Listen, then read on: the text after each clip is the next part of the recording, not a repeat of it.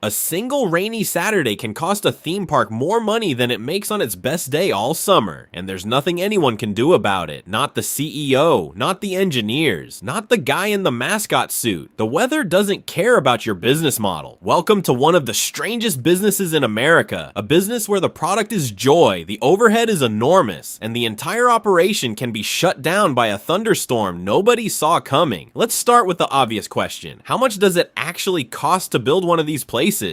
A mid-sized regional theme park can cost anywhere from $100 million to over $500 million to build from scratch. That's before a single ride opens. Land acquisition alone can run into the tens of millions, especially if you want enough acreage for parking, expansion, and the sprawling footprint these parks need. Then comes infrastructure, water lines, electrical systems capable of running hundreds of ride motors simultaneously, sewage systems built for tens of thousands of daily visitors, and roads capable of handling traffic that rivals a small city's rush hour. And that's before you've bought a single roller coaster. A major steel roller coaster can cost anywhere from $10 million to over $30 million, depending on height, speed, and complexity. Some of the most advanced coasters in the world, the kind with launch systems and inversions, can push past $25 million for a single ride. Now imagine a park with 15 or 20 of these. The ride budget alone for a large park can easily exceed $200 million.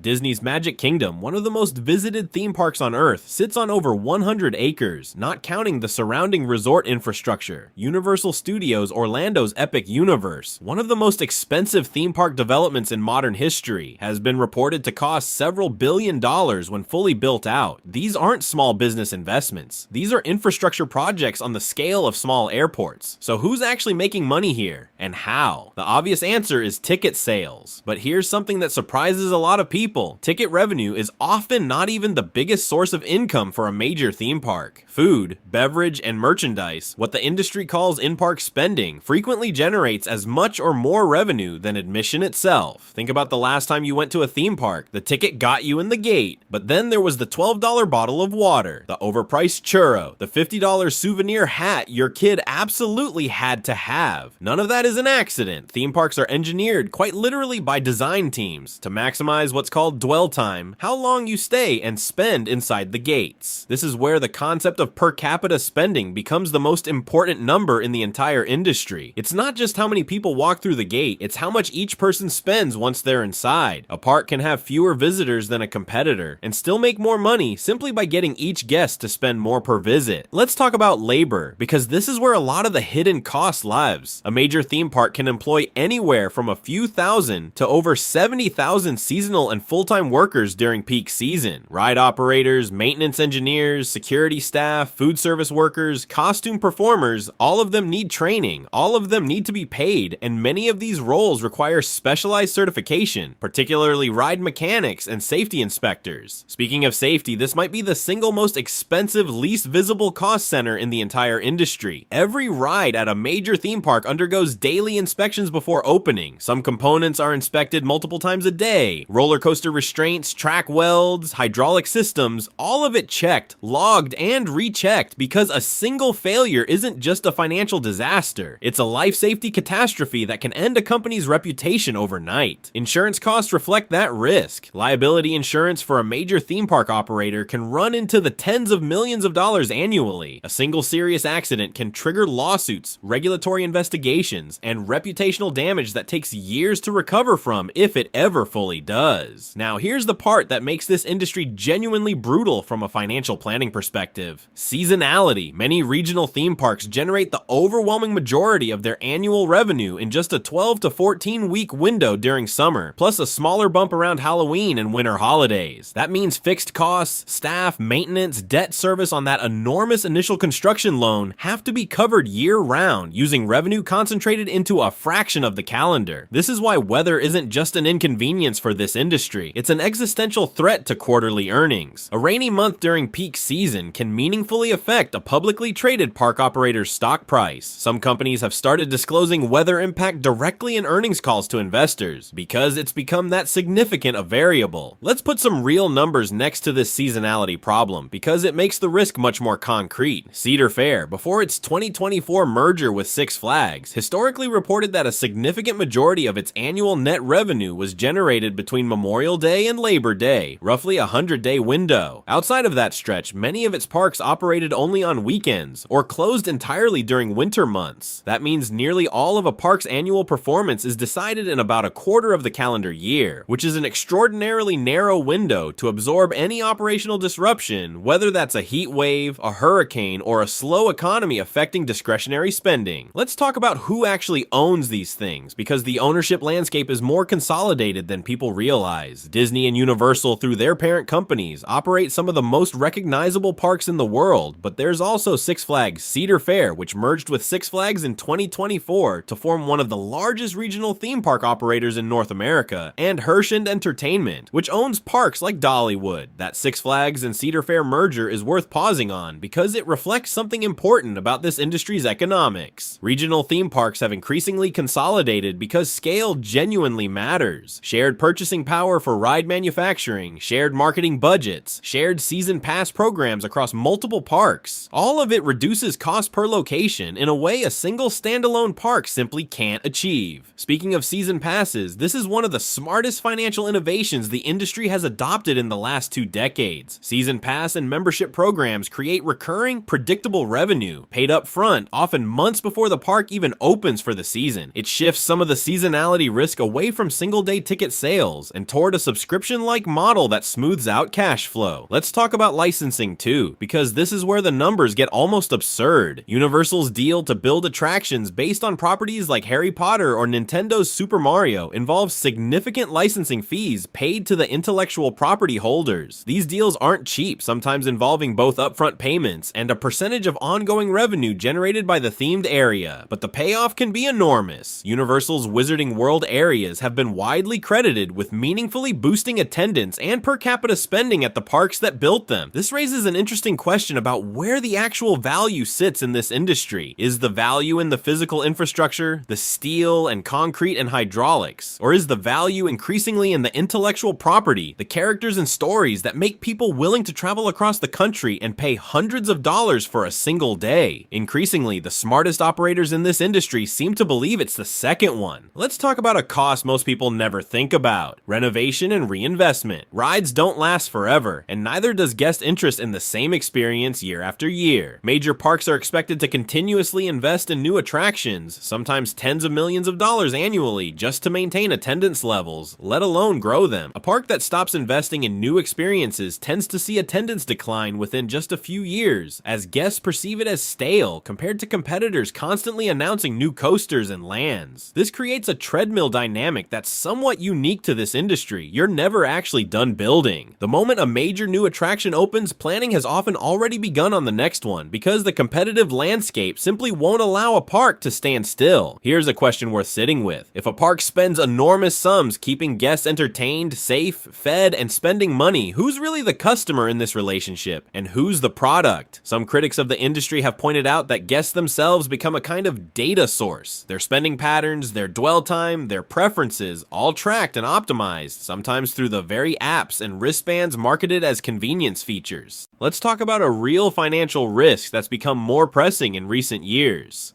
Extreme weather and climate volatility, longer, hotter summers can actually reduce attendance on the most brutal days, since guests avoid standing in unshaded lines in extreme heat. At the same time, more frequent severe storms create both safety shutdowns and long-term infrastructure resilience costs that weren't factored into these parks' original construction budgets decades ago. There's also a labor dynamic worth understanding, because staffing this industry has become genuinely difficult in recent years. Theme parks compete for seasonal workers against retail, food service, and warehouse jobs, all of which have raised wages in the same tight labor markets. Some parks have responded by raising seasonal pay significantly, or by leaning more heavily on international exchange worker programs to fill summer staffing gaps. Every dollar added to hourly wages across a workforce that can number in the tens of thousands adds up to a meaningful line item on the annual budget, one that didn't exist at the same scale a decade ago. So who should actually consider owning something like this? Realistically, almost nobody builds a major theme park from scratch as an individual investor. The capital requirements are simply too enormous. But there is a way regular investors can get exposure to this industry. Companies like Six Flags, now merged with Cedar Fair under a combined public entity, and Disney itself are publicly traded. Buying shares doesn't give you a roller coaster to name after yourself, but it does give you a stake in the recurring revenue this industry generates. Season pass income, food and merchandise spending, and licensing deals included. Compare this industry to something like a casino, which we've covered before on this channel. Both rely heavily on repeat visitation and per capita spending. Both carry enormous fixed costs and heavy regulatory oversight, but a casino's revenue is driven primarily by odds mathematically favoring the house. A theme park's revenue is driven by something much harder to engineer: genuine guest satisfaction translated into repeat visits, season pass renewals, and word of mouth that no advertising budget can fully replicate. The truth is, theme parks sit at a strange intersection of entertainment, engineering, and behavioral economics. Every inch of these parks, from the placement of a churro cart to the exact angle a roller coaster line curves so you can't see how long it actually is, has been deliberately designed to shape how you feel, how long you stay, and how much you spend, all while you believe you're simply having a fun day out. Ask yourself this: the next time you're standing in a theme park, genuinely enjoying yourself, how much of that enjoyment is spontaneous, and how much of it was engineered, tested, and optimized long before you ever walked through the gate? By the time you leave, tired, sunburned, and a few $100s lighter, the park has already started planning next year's new attraction, because in this business, standing still isn't an option, and neither, it turns out, is your wallet staying closed.